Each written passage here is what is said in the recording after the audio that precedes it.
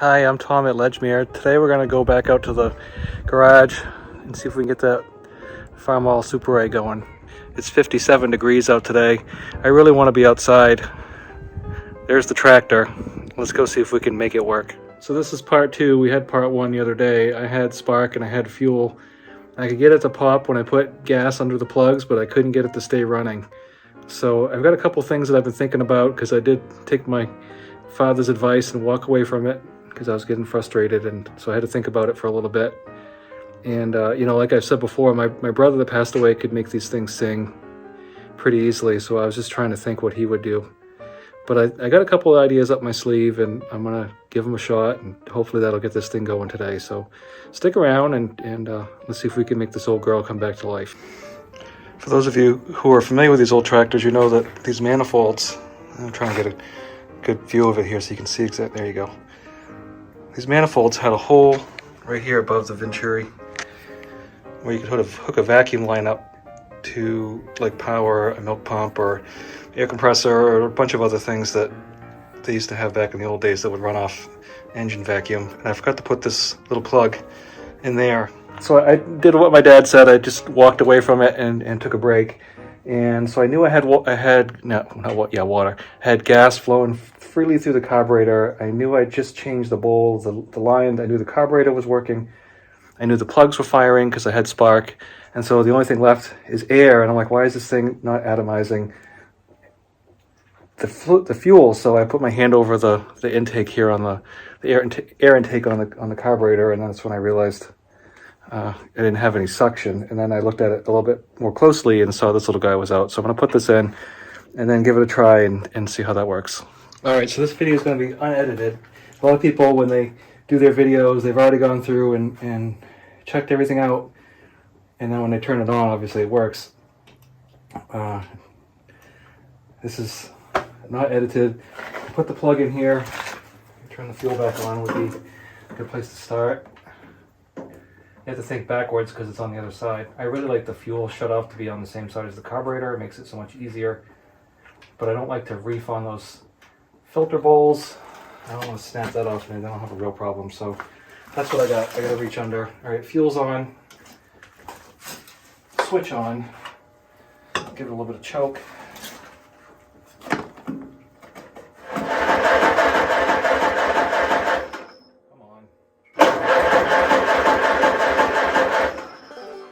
Sure I was gonna go.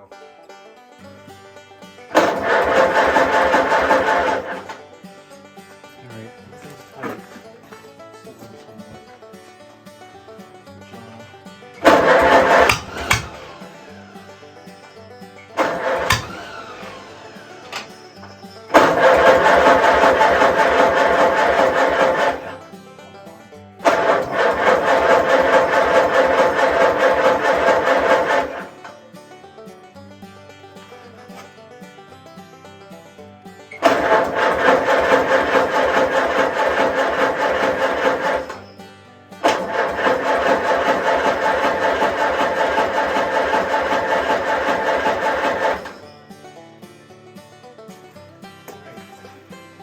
Disappointing.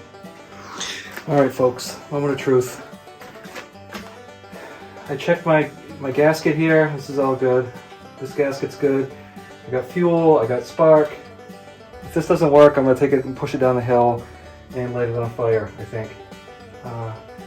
So, fingers crossed, let's see what happens. All right, folks, moment of truth. I checked my gasket here. This is all good. This gasket's good. I got fuel, I got spark. If this doesn't work, I'm gonna take it and push it down the hill and light it on fire, I think. So, fingers crossed, let's see what happens. Switch out, choke on, half throttle, give her a pull.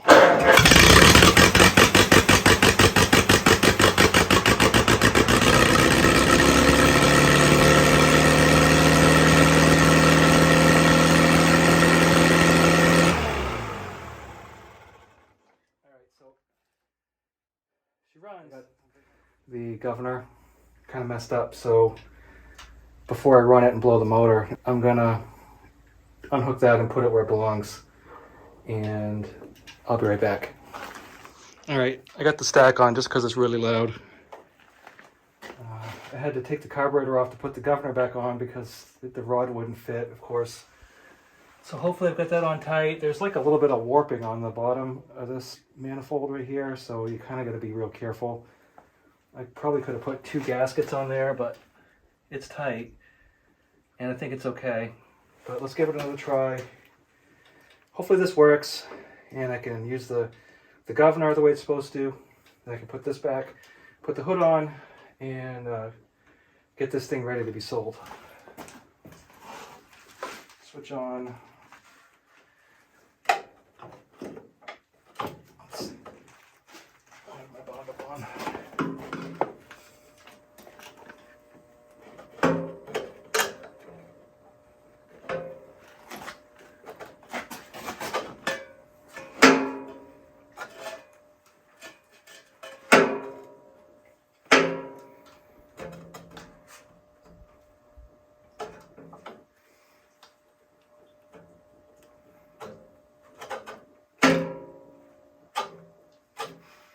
So the choke is backwards now somehow.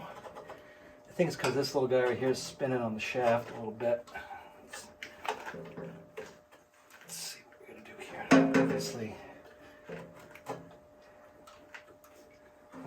if it's not one thing, it's something else. I tell you, you gotta be patient with these old tractors, otherwise you'll just be in a world of crap. Because right now what's happening is I pull out and it's off choke, and I push in and it's on choke, and I can't leave it like that because the next guy that uses it will be all screwed up, which the next guy could be me. Alright, so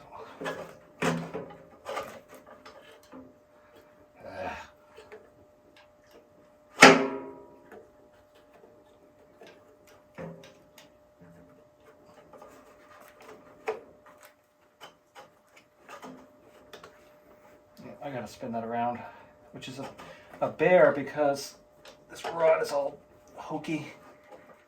I really don't want to bust this all up now that I got it working. I don't know how these rods all get screwed up, but they do. Alright, so the choke lever needs to be on the top, not the bottom. Now when I pull it, it's choking, push in, off choke. Let's try it off choke because I just ran it, and let's go from there. Switch on. That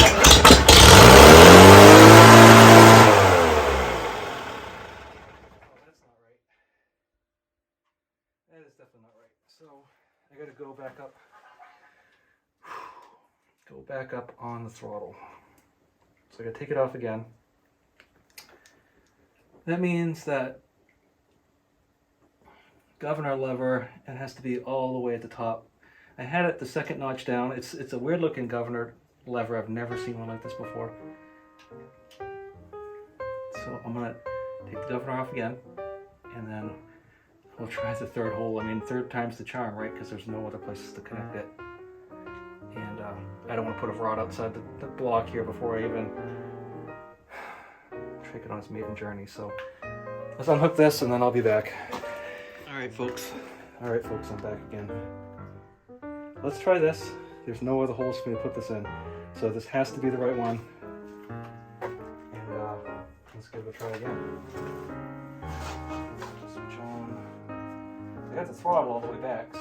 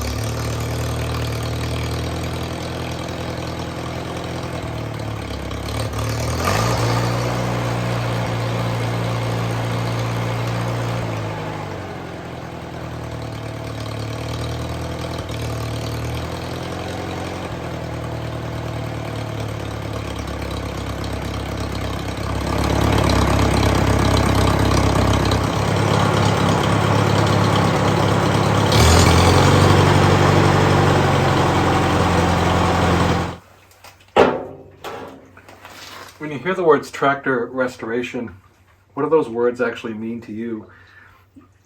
To me, a tractor restoration means that you've pretty much reconditioned everything. You've gone and replaced, well, you've probably gone and done a motor job on it, you've done a clutch, you've done... Restoration means you're putting it back to as good as new as possible. So I don't restore tractors, I recondition them, meaning that I get the tractor in, it has to be in running condition. I've bought tractors that weren't running, and fortunately I've been able to get them running, but I don't think that's a good investment to buy non-running tractors personally. I get tractors that were running and driving, so I have to be able to drive it on my truck. And whether the brakes work or not, I don't care. If it's running like crap, I don't care. You know, if the hydraulics aren't working, I don't care. But I have to be able to start the tractor and drive it on my truck. And then I recondition it. So reconditioning to me means I've taken the tractor and I've gone through it. Everything that's broken or needs attention has been addressed. So like the wiring, the lights, charging system, carburetor, you know, components, hydraulic systems, fuel, all those things that can just be touched up and you know, reconditioned. That's what I like doing. I like to tinker and make them look good and run. If you've watched any of my videos here, you'll see that the tractors that I keep, the old ones, I work them. So those nut and bolt restorations, well, I think they're awesome. They're remarkable. They look really good. That wouldn't work for me because it wouldn't be long before it was all marked up again and not in you know, pristine condition anymore.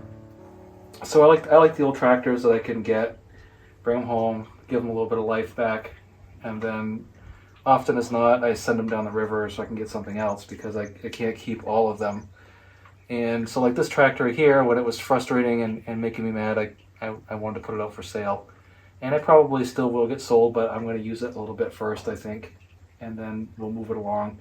What I do want to do is get another Farmall Cub this spring and then put a package together, like a vegetable package. I've got cultivators, planters, plows, harrows, the whole gambit, side dresser, and put the whole planter package together and then offer that up for sale, I think. The problem with restoring tractors is when you get in there and do the motor and lap the valves and rebuild the pistons and crank and all those things and change the clutch out, you get so much money. And Cubs in particular, because they don't have replaceable sleeves, you actually have to machine the block. And just the machine work, you know, you could have $2,000-$3,000 in that without even batting an eyelash. If you have to farm it all out, and if you know how to do all this all yourself and you have the equipment, then, well, it's going to save you a lot of money. But restoring old tractors is a lot like restoring old cars. Unless it's something obscure that they didn't make very many of them, that's worth a lot of money, then it's worth it. But, you know, if you just had like an old Ford truck and you spent $40,000 fixing it up and then it's only worth $20,000, you can do the same thing with these tractors. You can easily put $10,000, even a tractor like this, by the time you had professional paint, the motor, all those things done. So if you just want a hobby and you can get the old tractors at a reasonable price, I mean, you can't pay top dollar for something that you want to flip because there's no money in it.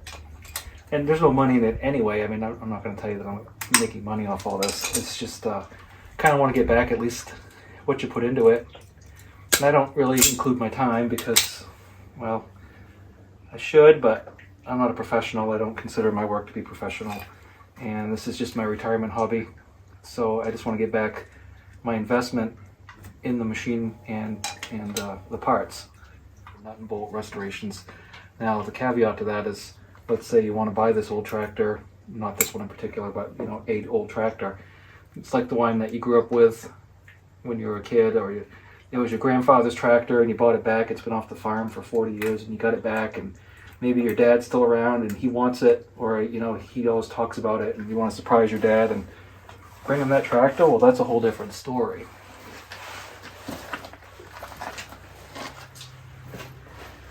Because if you're just restoring it for yourself or your family, you know, you want to bring the tractor back to where it was.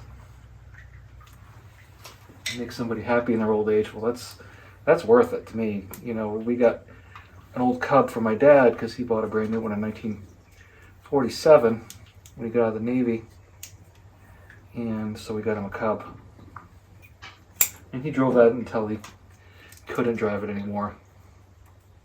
But that's a whole different ball game. Buying an old machine for somebody who grew up with one, and you know, in their old age, and just something to make them happy. Well, that's worth every penny to me. But I've seen people, you know, they get a can of Krylon, they stand back 12 feet and let it rip, and it looks like it was downrange from a red dust storm. Call it a restoration, and that's not a restoration. I don't know what that is. But anyway, I'm just babbling right now while I'm touching this up. What do you think?